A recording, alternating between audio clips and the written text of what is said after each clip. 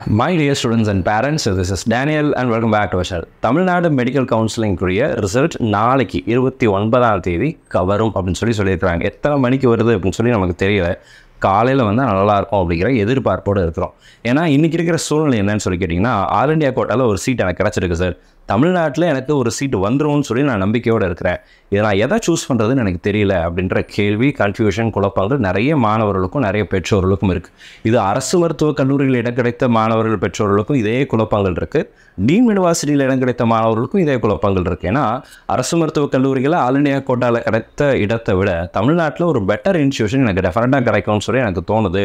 நான் all India quota சீட்டை விட்டுறலாமா, நான் ரிஸ்க் எடுக்கலாமா அப்படிங்கிற ஒரு கேள்வி நிறைய மாணவர்களுக்கு இருக்குது. அதே மாதிரி தமிழ்நாட்டில் சார் எனக்கு மேனேஜ்மெண்ட் கோட்டாவில் ஏதாவது ஒரு காலேஜில் எனக்கு சீட்டு கிடச்சிடும் போல் இருக்குது. ஆனால் டீம் யூனிவர்சிட்டியில் ஒரு சீட்டு கிடச்சிருக்கு. இப்போ நான் அங்கே சேர்ந்தா ஃபீஸை கொடுப்பாங்களா, செக்யூரிட்டி டெபாசிட் எனக்கு போகுமா, இந்த மாதிரி பயங்கரமான கன்ஃபியூஷன் அப்படிங்கிறது இருக்குது. இதுக்கு எல்லாத்துக்கும் ஒரு முக்கியமான ரீசன் என்னென்னா, தமிழ்நாடு அட்லீஸ்ட் ஒரு நாள் முன்னாடி நமக்கு ரிசல்ட்டை இன்றைக்கி ரிசல்ட் விட்டுருந்தா கூட நாளை ஒரு நாளுக்குள்ளே தமிழக மாணவர்கள் அங்கே போகணுமா இங்கே வரணுமாங்கிற அந்த டிசிஷன் எடுக்கிறதுக்கு அண்ட் அகைன் அதுக்கு தகுந்த மாதிரி ட்ராவல் பண்ணி போகிறதுக்கு பிளான் பண்ணுறதுக்கு அது ஈஸியாக இருக்கும் அப்படிங்கிற ஒரு சூழ்நிலை அப்படிங்கிறது இருக்குது. இது நல்ல மார்க் வாங்கின மாணவர்களுக்கும் இந்த பிரச்சனை அப்படிங்கிறது இருக்குது. டீம் யூனிவர்சிட்டி பிளான் பண்ணக்கூடிய மாணவர்களுக்கும் இந்த பிரச்சனை அப்படிங்கிறது இருக்குது. ஸோ எத்தனை மாணவர்கள் ஆல் இண்டியா கோட்டாவில் போகிறாங்களோ அத்தனை மாணவர்கள் தமிழகத்தில் இருக்கக்கூடிய மாணவர்களுக்கு இடங்கள் அப்படிங்கிறது கிடைக்கும்.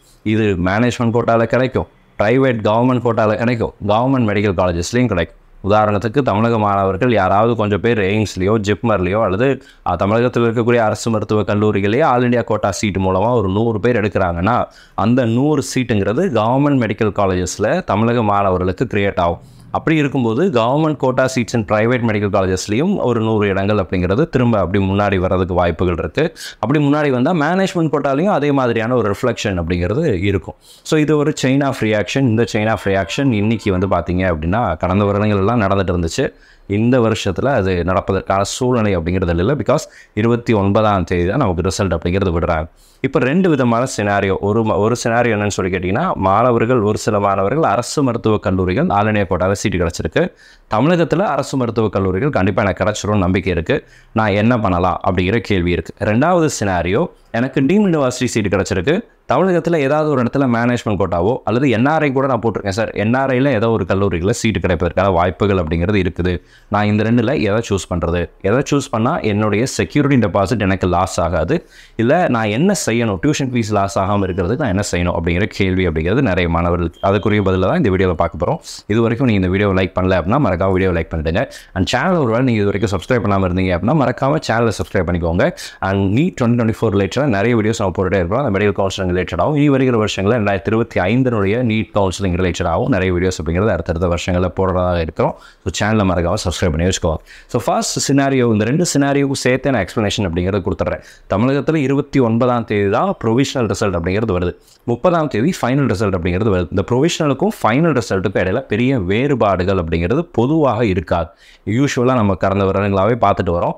இதில் ப்ரொவிஷனல் ரிசல்ட்டுக்கும் ஃபைனல் ரிசல்ட்டுக்கும் ஏதாவது வேரியேஷன் இருக்கா அப்படின்னு சொல்லி கேட்டிங்கன்னா பெரிய வேரியேஷன் இல்லை. உதாரணத்துக்கு ஆல் இண்டியா கோட்டாவில் ப்ரொவிஷனல் ரிசல்ட் அப்படிங்கிறது ஒன்று விட்டாங்க, அதுக்கப்புறம் ஃபைனல் ரிசல்ட் அப்படிங்கிறது விட்டாங்க.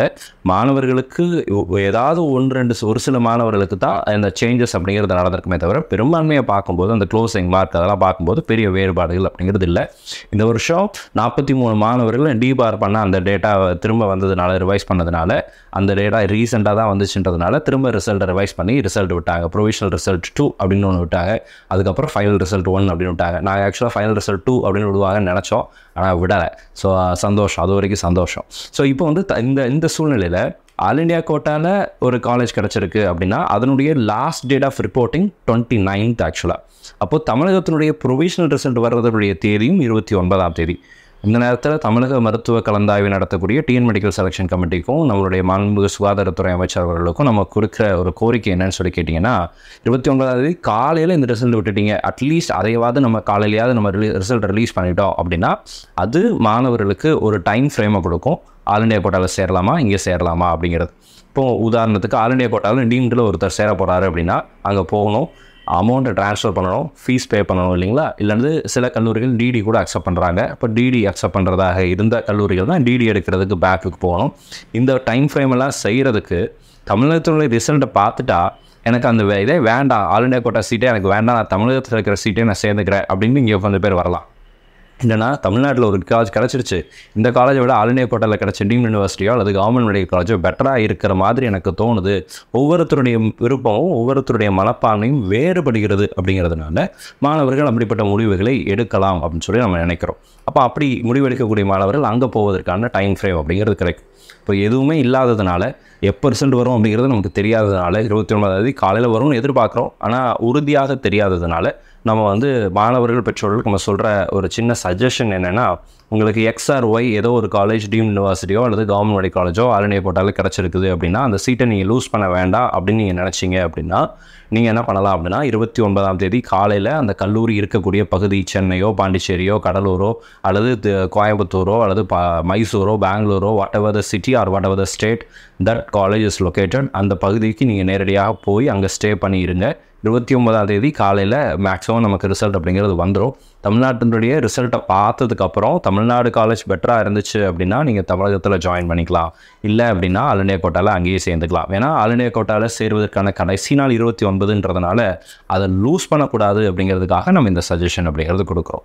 ஒருவேளை ஒரு சில மாணவர்கள் இதுக்கு முன்னாடியே சேர்ந்துருந்தீங்கன்னா அந்த நேரத்தில் ஆல் இண்டியா கோட்டாவில் there is no specific rule that எவ்வளோ அமௌண்ட்டை பிடிக்கணும் அப்படிங்கிறதுக்கு க்ரைட்டீரியா அப்படிங்கிறது இல்லை. டீம்டு யூனிவர்சிட்டிஸ் எடுத்து பார்த்தோம் அப்படின்னா ஒரு சில கல்லூரிகள் 25,000 அவங்க பிடிச்சிட்டு பேலன்ஸை கொடுத்துருவோன்னு சொல்கிறாங்க.